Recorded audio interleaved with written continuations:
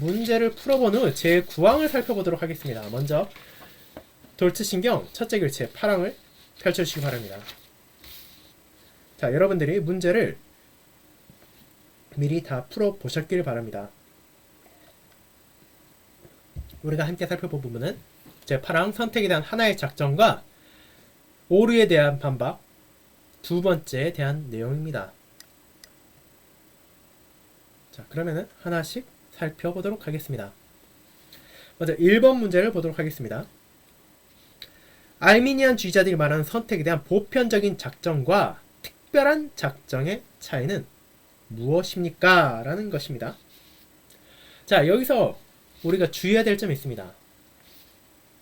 개혁교회는 선택에 대한 단 하나의 작정만이 있다는 것을 말합니다. 하나님께서 여러 가지 작정을 하는 것이 아니라 하나의 작정을 세우셨다는 것입니다. 그런데 알미니안주의자들은 이 선택에 대한 작정이 하나가 아니라 말합니다.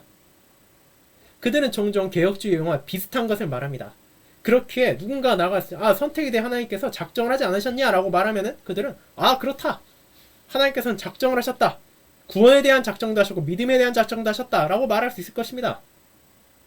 그런데 실제 그들의 가르침의 핵심을 향해 나아가면 그들이 말한 것은 성경적이지도 않고 우리의 고백과도 당연히 다른 것입니다. 그렇게 그들의 유혹에 넘어가지 않도록 하기 위하여, 그들의 잘못된 주장에 설득당하지 않기 위하여 교부들은 그들을 반박하여 선택에 대해서는 단 하나의 작정만 있다는 것을 말하고, 그렇다면 알미니안주의자들이 어떤 잘못된 생각을 가지고 있는지 그것 또한 밝힙니다. 자, 그렇다면 먼저 그들이 말하는 보편적인 작정은 무엇인지를 생각해 봅시다. 무언가가 보편적이라 말할 때 그것은 특정한 개인들이 아니라 모든 인류들을 보편적으로 다루고 있다는 것입니다. 자, 그것은 한정되지 않은 것이라고도 말할 수 있을 것입니다.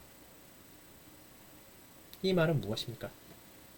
알미니안주의자들은 보편적인 작정도 있다고 말한다는 것입니다. 즉, 보편적인 작정은 하나님께서 율법의 행위가 아니라 믿음이라 불리는 구원의 새로운 조건을 선택하셨다는 것입니다. 즉, 믿기만 한다면 누구라도 구원받을 수 있으며, 하나님께서는 세상 사람들 중 특정한 누구를 선택한 것이 아니라 모든 사람들이 자기 능력으로 믿기만 한다면 구원하겠다는 새로운 조건을 주었다는 것이 그들의 가르침입니다. 그것이 바로 그들의 보편적인 선택에 대한 정의입니다. 그렇다면 특별한 작정은 무엇입니까? 그들에게도 특별하고 한정적인 개인에 대한 작정이 있습니다. 물론 그것은 개혁교회가 말하는 것과는 다른 것입니다. 자, 그렇다면 그에 대해 생각해 보도록 합시다. 2번 문제가 그것을 좀 더 구체적으로 알려줍니다. 알미니안주의자들이 하나님의 특별한 선택의 작정, 즉 특별하고 한정적인 개인들에 대한 작정에 대해 말할 때 다음의 것들은 무엇을 의미합니까? 라는 것입니다. 자, 불완전한 작정이 있습니다. 그들이 말할 때 특별한 선택 안에도 불완전한 작정이 있다는 것입니다. 불완전하다고 말할 때 그것은 무엇을 의미합니까? 끝이 나지 않았다는 것입니다. 예를 들어 여기 기록된 것처럼 우리는 열린 결말을 가진 소설을 생각해 볼 수 있을 것입니다. 작가가 이야기를 쭉 진행했습니다. 그런데 결말을 내지 않았습니다. 결말을 의도적으로 내지 않고 독자들에게 자, 이 결말은 당신의 것입니다. 당신 생각대로 생각하십시오. 그럼 그게 답입니다. 라고 말하는 것입니다. 즉, 그 결말은 독자들 개개인에 달려있습니다. 그렇다면 하나님의 작정이 불완전하다 말할 때는 무엇입니까? 하나님께서 누가 구원받을지, 누가 육이 될지를 정하지 않으셨다는 것입니다. 그 결말은 공백으로 남겨져 있고 각 사람들이 자신들의 행위에 따라 그것을 취할지, 그것을 따를지를 정할 수 있다는 것입니다. 그렇다면 반대로 그들은 완전한 작정에 대해서도 말합니다.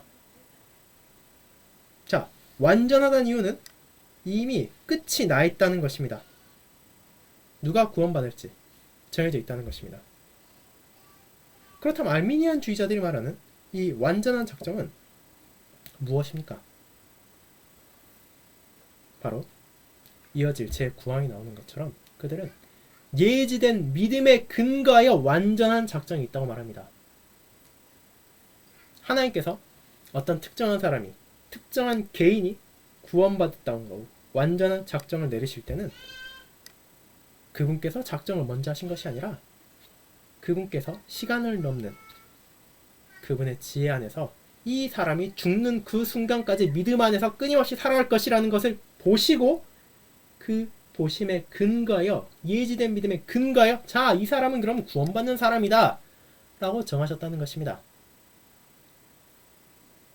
그렇게 여기서 말하는 것은 돌츠신경이 고백하는 것과는 정반대의 것입니다. 그것은 사람의 선행에 기반한 구원이라 말할 수 있을 것입니다. 자, 이어지는 B, C, D도 마찬가지로 이어집니다.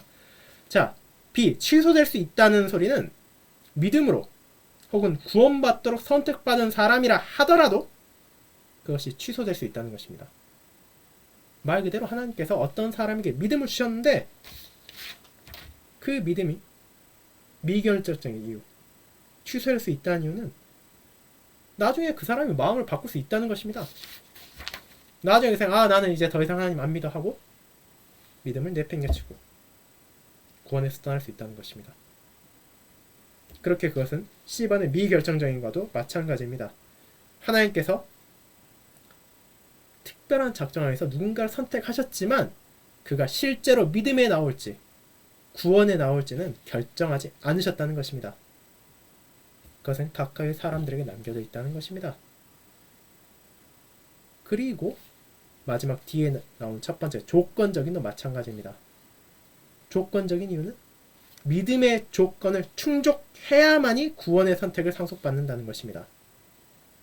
즉, 그들이 그렇지 않는다면 그들은 이미 선택된 것을 받지 못한다는 것입니다.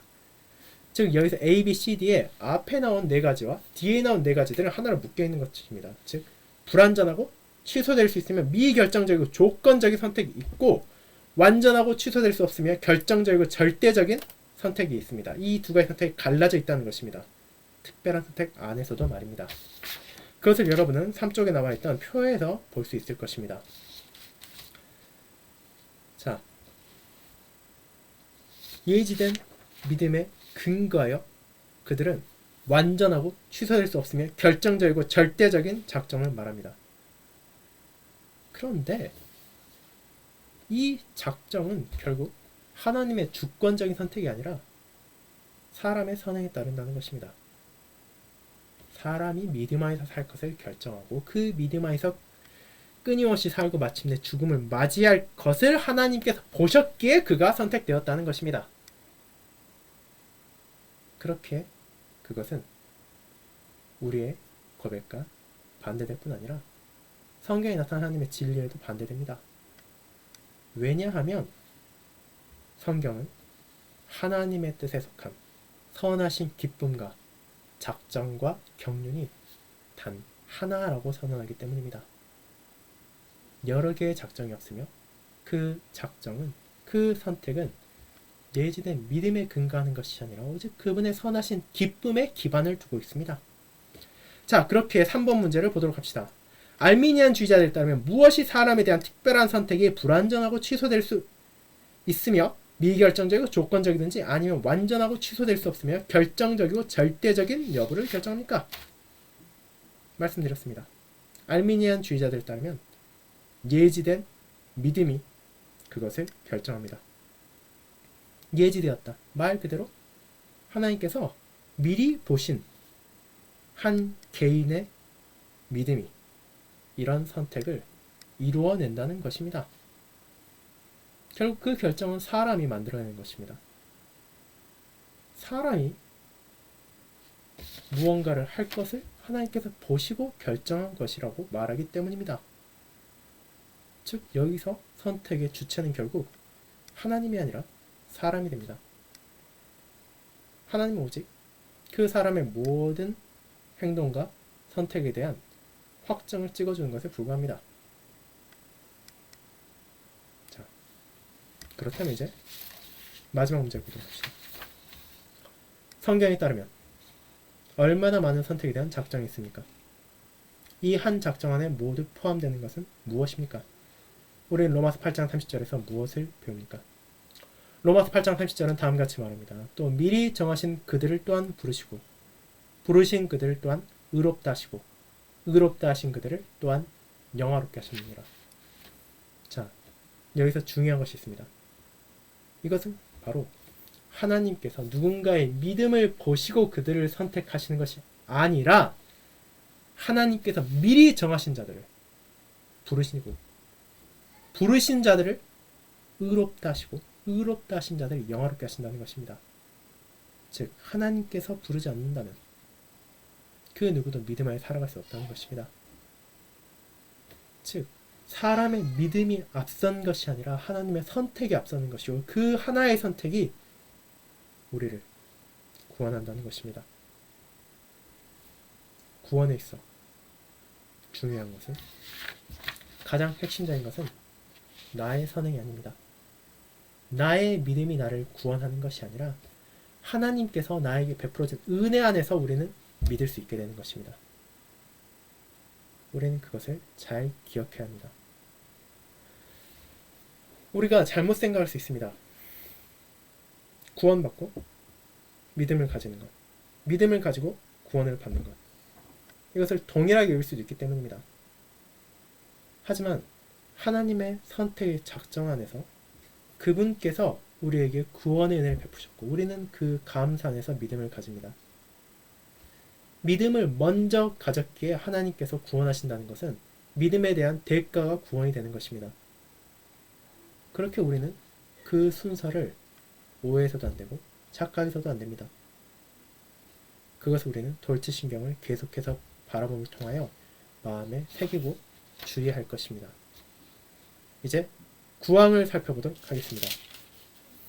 제 구항은 예지된 믿음에 근거하지 않은 선택 그리고 오류에 대한 반박 4번, 5번입니다. 먼저 제 구항을 읽어보겠습니다. 이 선택은 선택받기 위해 요구되는 사람의 원인이나 조건과 같은 예지된 믿음, 믿음의 순종, 거룩함 또는 어떤 다른 선한 자질이나 품성에 근거하지 않고 사람이 믿음, 믿음의 순종, 거룩함 등에 이르도록 선택을 받는 것입니다. 그러므로 선택은 모든 구원에 이르는 선의 원천입니다. 로마서 8장 30절을 참고하시기 바랍니다. 이 선택으로부터 믿음, 거룩함, 다른 구원의 은사들이 나오며 선택의 열매와 결과로서 마침내 영원한 생명이 나옵니다. 이것에 대해 사도는 다음과 같이 가르칩니다. 우리의 어떠함 때문이 아니라 창세전에 그리스도 안에서 우리를 택하사 우리로 사랑 안에서 그 앞에 거룩하고 흠이 없게 하시려고 라고 말입니다. 에베소서 1장 4절을 보실 수 있습니다. 자, 제 구항은 말 그대로 앞선 제 8항에 나온 것처럼 알미니안주의자들 잘못된 생각, 예지된 믿음에 근거하여 사람이 선택받는다는 것을 반박하고 있습니다. 그렇다면 그 내용을 한번 살펴보도록 합시다. 언제라도 우리가 선택을 내릴 때 우리는 항상 그 결정에 대한 장점과 단점의 무게를 견주어 보곤 합니다. 만약 여러분이 채소 코너에서 장을 보고 있는 신중한 사람을 발견한다면 그 사람이 예를 들어 토마토를 만져보며 이것이 튼튼한지 아니면 이것이 무른지를 확인하는 것을 볼 수도 있습니다. 그뿐 아니라 그것을 이리저리 돌려보며 혹시라도 흠집이 있는지 혹은 상처가 나지 않았는지도 살펴보는 것도 볼 수 있습니다. 그 과정을 거친 후에야 좋은 것들을 장바구니에 넣고 나머지는 다시 원래 위치에 돌려놓을 것입니다. 왜냐하면 가장 좋은 것을 사길 누구나 원하기 때문입니다. 자, 그렇다면 우리가 하나님께서 내리신 선택의 과정에 대해 말할 때 우리는 왜 하나님께서 특정한 사람들을 영원한 생명을 받도록 선택하시고 다른 사람들은 그들의 정죄 안에 버려두시는지 의문을 가지게 됩니다. 분명 거기에는 이유가 있지 않겠습니까? 그렇다면 하나님께서 앞서 우리가 예를 든 장을 보는 사람처럼 모든 사람들을 시험하여서 각각이 가진 자질에 근거하여 누군가는 택하고 누군가는 내버려 두시는 것입니까? 즉 다르게 말하자면 이것은 하나님께서 특정한 사람들, 다른 사람들과 상대적으로 더 좋고 나은 사람들을 선택하십니까? 라는 질문입니다. 왜냐하면 우리가 그러기 때문입니다. 우리가 무엇을 살 때 기왕이면 더 좋은 것을 사기 원하고 기왕이면 더 예쁘고 흠이 없는 것을 사기 원하는 것처럼 하나님께서 우리를 택하신 것이 성도를 택하신 것이 불신자들보다 더 착하고 더 훌륭하고 더 뛰어나기 때문에 선택하신 것 아니냐는 생각이 바로 이 질문입니다. 그리고 그것이 우리가 선택의 근거에 대한 이유를 찾고자 할 때 내릴 수 있는 자연스러운 결론입니다. 그리고 그것은 알미니안주의자들이 자신들의 인간주의적 근거를 통해 내린 결론이기도 합니다. 하나님께서 어떤 사람들을 택한 이유는 그들 안에서 선한 무언가를 발견했기 때문이라고 말입니다. 그리고 알미니안주의자들은 그 선한 것은 바로 믿음이라 말합니다. 영원으로부터 이미 하나님께서는 그분의 시간 만원경, 즉 시간에 구애받지 않는 그분의 초월적인 지혜 안에서 어떤 사람들의 믿음과 그들의 거룩함을 예지하시고 이 사람이 이자가 믿음 안에 살고 거룩하구나 라는 것을 보셨기에 그 믿음과 거룩함을 기반으로 그들을 선택하셨다는 것입니다. 자, 그렇다면 어떤 결론이 나옵니까?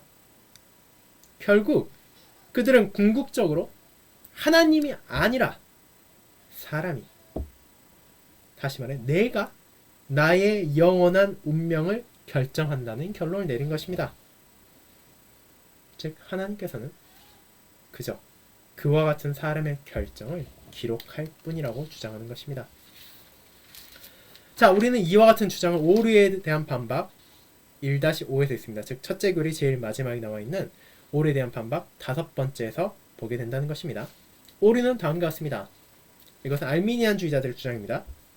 구원에 이르는 특정한 사람들의 불완전하고 미결정적인 선택은 이미 시작했거나 얼마 동안 지속된 예지된 믿음, 회심, 거룩, 경건 때문에 일어난다.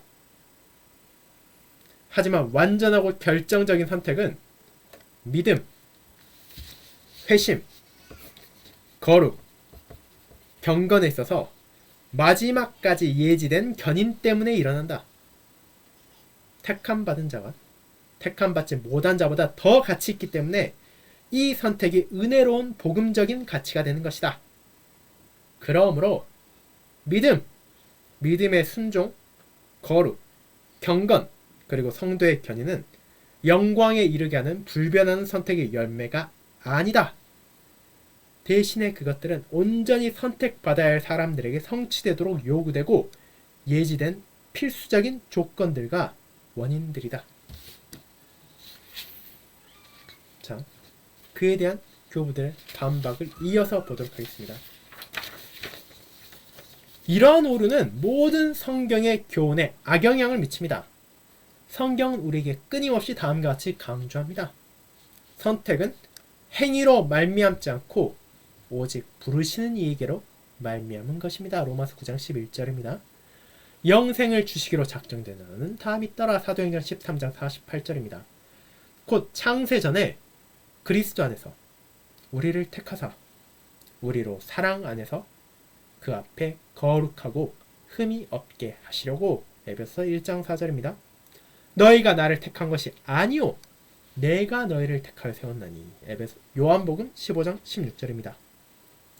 만일 은혜로 된 것이면 행위로 말미암지 않음이니 그렇지 않으면 은혜가 은혜되지 못하니라. 로마서 11장 6절입니다. 사랑은 여기 있으니 우리가 하나님을 사랑한 것이 아니오 오직 하나님이 우리를 사랑하사 그 아들을 보내셨음이니라. 요한 1서 4장 10절입니다. 자, 우리는 이미 여기서 묘사된 여러 가지 선택들에 대해 앞선 항에서 이미 다루었습니다. 즉 우리가 제8항에서 다루었다는 것입니다. 이제 우리는 하나님의 선택의 결정에 대한 근거가 무엇인지를 살펴볼 것입니다. 이 오류의 주장에서 언급된 모든 특정한 선택에 대해 알미니안 주의자들은 하나님의 선택의 근거는 바로 예지된 믿음이라고 믿습니다. 만약 하나님께서 어떤 특정한 사람이 일정한 기간 동안 믿을 것, 즉 일시적인 믿음만을 가질 것을 예지하신다면 그들의 선택은 미결정적입니다. 즉 분명하지 않다는 것입니다. 만약 하나님께서 어떤 사람이 믿음 안에서 끝까지 견인할 것을 예지하신다면 그의 선택은 결정적입니다. 하지만 그 모든 것들은 결국 사람의 행위로 내려옵니다. 알미니안 주의자들에 따르면 하나님께서 사람을 선택한 이유는 그들이 먼저 믿고 믿음 안에서 견인할 것임을 선택했기 때문입니다. 즉 여기서 주의할 점이 있습니다. 견인한다는 것입니다. 견인되는 것이 아니라 스스로 그 믿음을 붙잡고 끝까지 살아간다는 것입니다. 자기 능력으로 그 믿음을 버리지 않고 살아간다는 것입니다. 그렇게 했을 때 하나님께서 그들의 견인을 보시고 그들의 인내와 그들의 믿음을 보시고 그들을 구원에 이르는 선택에 도장을 찍어준다는 것입니다. 그렇다면 이것이 성경적입니까? 성경은 어떻게 말합니까? 교부들은 그와 같은 알미니안 주의자들의 오류를 반박하는 많은 본문 가운데 몇 가지를 인용했습니다. 기본적으로 알미니안 주의자들은 믿음의 행동을 사람의 과업으로 만들었습니다. 그에 따라 하나님의 선택은 사람의 믿음에 기반을 둡니다. 자, 하지만 바울은 선택은 사람의 어떤 행위나 과업에 의지하는 것이 아니라 하나님의 부르심에 의한 것임을 말합니다. 그것은 우리가 로마서 9장 11절을 볼 때 분명해집니다. 야곱이 어떤 선이나 악을 행하지 아니한 때였기에 그의 무언가에 따른 것이 아니라 오직 하나님의 은혜로운 부름으로 말미암은 것입니다. 그리고 인용된 다른 모든 본문들 또한 우리의 운명이 나의 행동에 기반을 두는 것이 아니라 하나님의 역사하심에 기반을 두고 있다는 것을 분명하게 합니다. 우리의 선택은 우리의 행위가 아니라 오직 하나님의 은혜에만 근거를 두고 있습니다. 그리고 믿음의 열매들, 알미니안 주의자들이 선택받기 위한 과업이라 말하는 행위들도 마찬가지입니다. 성경은 우리가 믿어서가 아니라 우리가 믿도록 하기 위해 하나님께서 택하셨다는 것을 가르칩니다. 너에게 은혜를 주신 것은 다만 그를 믿을 뿐 아니라. 빌립보서 1장 29절입니다. 영생을 주시기로 작정된 자는 다 믿더라. 사도행전 13장 48절입니다. 선택이 먼저 오고, 즉 시간적일 뿐 아니라 논리적으로도 선택이 먼저 오고 믿음이 따라온다는 것을 주목하십시오. 선택은 믿음으로 인해서가 아니라 믿도록 하기 위함입니다. 즉 진리는 다음과 같습니다. 알미니안 주의자는 이렇게 말합니다. 믿음이 선택의 근거입니다. 우리가 믿었기에 우리가 선택받았습니다 라고 말입니다. 하지만 그것은 거짓입니다. 오히려 진리는 다음과 같습니다. 선택이 믿음의 근거입니다. 우리가 선택받았기에 우리가 믿습니다. 즉 우리가 믿었기 때문에 선택받은 것이 아니라 우리가 하나님의 택함을 받았기에 믿을 수 있다는 것입니다. 이제 우리는 알미니안주의자들이 개혁주의의 용어를 사용하여 혼란스럽게 만든 주제의 진실이 무엇인지 익숙해졌습니다. 그들은 믿음에 이르는 선택을 말합니다. 하지만 그들은 그것이 사람의 행동이 이 믿음에 이르는 선택보다 앞서며 그 선택의 근거라는 주장을 유지했습니다. 오류에 대한 반박 1-4에서 우리는 다음과 같은 내용을 읽습니다. 알미니안주의자들의 오류입니다. 믿음에 이르는 선택은 사람이 본성의 빛을 올바르게 사용해야 한다는 조건과 영생을 위하여 경건하고 겸손하며 온유하고 적합해야 한다는 조건에 의존한다. 자, 교부들의 반박은 다음과 같습니다. 만약 이것이 참이라면 선택은 사람에게 의존하게 됩니다. 이 오류는 펠라기우스의 가르침을 생각나게 하며 에베소서 2장 3에서 9절에서의 사도의 가르침과는 정면으로 충돌합니다. 전에는 우리도 다 그 가운데서 우리 육체의 욕심을 따라 지내며 육체와 마음에 원하는 것을 하여 다른 이들과 같이 본질상 진노의 자녀이었더니 긍휼에 풍성하신 하나님이 우리를 사랑하신 그 큰 사랑을 인하여 허물로 죽은 우리를 그리스도와 함께 살리셨고 너희가 은혜로 구원을 얻은 것이라. 또 함께 일으키사 그리스도 예수 안에서 함께 하늘에 앉히시니 이는 그리스도 예수 안에서 우리에게 자비하심으로써 그 은혜의 지극히 풍성함을 오는 여러 세대에 나타내려 하심이라. 너희가 그 은혜를 인하여 믿음으로 말미암아 구원을 얻었나니 이것이 너희에게서 난 것이 아니요 하나님의 선물이라. 행위에서 난 것이 아니니 이는 누구든지 자랑치 못하게 함이니라. 에베소 2장 3에서 9절입니다. 알미니안주의자들은 믿음으로의 선택이 사람이 본성의 빛을 올바르게 사용하는 것에 근거한다고 말합니다. 그들이 본성의 빛을 말할 때 그들은 사람이 창조될 때 가지고 있던 선한 자질을 말하는 것이며 그것이 죄 가운데 타락했을 때 온전히 잃지 않았다고 말하는 것입니다. 우린 여기서 알미니안주의자들이 사람의 타락에 대해 부분적으로만 믿는다는 것을 기억해야 합니다. 그들의 판단, 그들의 주장에 따르면 사람의 정신은 모든 지식에 완전히 결여된 것도 아니고 그의 마음도 완전히 부패한 것이 아닙니다. 사람은 여전히 무엇이 선한 것인지 스스로 깨달을 수 있고 여전히 자신의 능력으로 일부나마 선을 행할 수도 있습니다. 즉 만약 사람이 영생에 적합하게 이 본성의 빛을 올바르게 사용하고 경건하며 겸손하며 온유하고 적합하다면 하나님께서 그를 믿음에 이르도록 선택하신다는 것이 그들의 주장입니다. 그런데 성경은 자연적인 사람에 대해 다르게 표현합니다.